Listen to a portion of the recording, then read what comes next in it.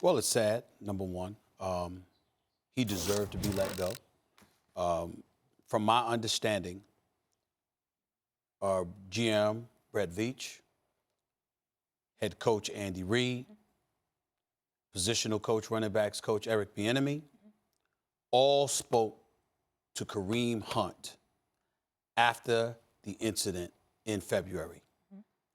He says he wasn't completely forthcoming. He didn't tell them everything.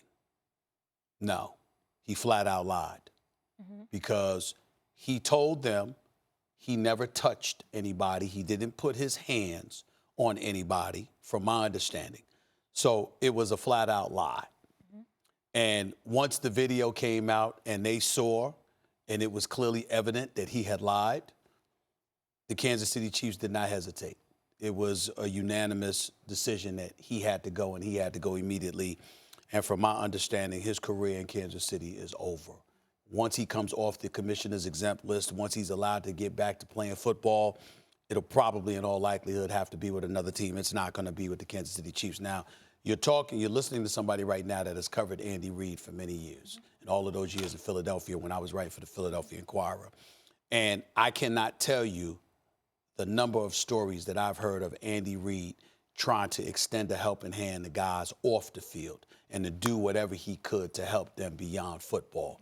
And so for him to make a decision like this, it's probably breaking his heart knowing him the way that I do. But I would tell you it's unquestionably the right decision to make. It had to be done because it's bad enough. And I'm going to just break this down. When you see the video, one of the things I do not want to hear, I don't want to hear about hanger-ons. I don't want to hear about the company you keep. Obviously, that's something that's a factor in some of these situations. He's been advised on many occasions to avoid going back to Cleveland, hanging with his boys and stuff like that, because that's when he finds himself in trouble. I don't want to hear that in this particular situation. Every single male on that video, every single one of them was trying to restrain him. He was pushing them off to get at the woman.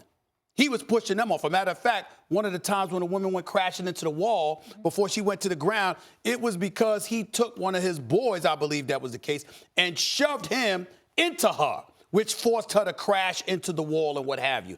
And then obviously at the tail end of it all, once she crashes to the ground and what have you, the incident's supposed to be over, and then he comes back and kicks her. And so there's no excuse for it. It's indefensible. And what happened had to be done. What I notice is that Kareem Hunt took responsibility. Whether or not he means it, you don't know what's in someone's heart. But at least a player here got the message that you're caught on video doing this. You better not sound like you're doing one of these non-apology apologies to whomever I may have offended. You better apologize to the victim, to everybody. You take responsibility. You say, I lied. You say everyone else did the right thing. At least he got that message. You cannot force people. You don't know if he means it. You don't know. But you can try to determine if what you think of. But at least some player, if not players, have gotten the message. You better take responsibility. What's interesting to me is that I'm not sure the teams in the league have gotten the message. Like, take the Ray Rice incident. If they really got the message from all this, like, you better do your due diligence. I'm not sure. Now, just because you call the cops and they don't give you the tape or something like that, I mean, TMZ wound up with the video. In other words, it could be had, right? The video was out there. It could be had.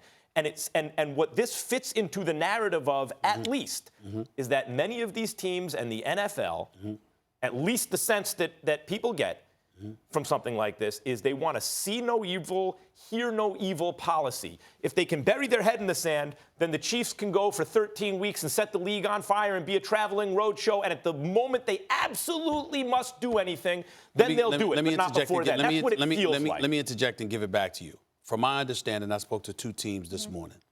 They said when an incident comes down, you can make the call and try to find out what happened.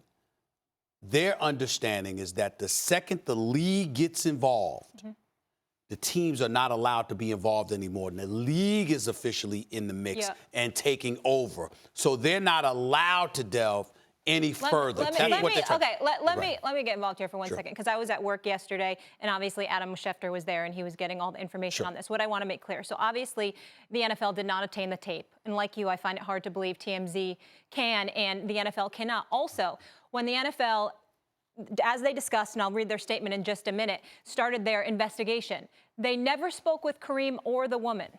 Makes no sense. They did an investigation, and I want to repeat this. They never spoke with Kareem Hunt or the woman.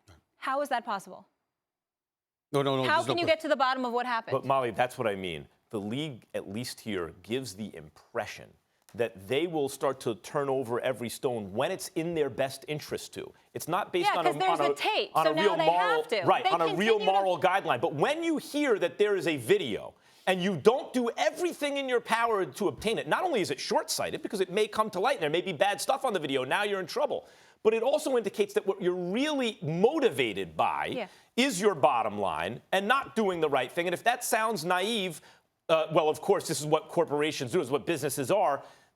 Even if you look at it that way, look what just happened to the NFL when they didn't take this seriously enough.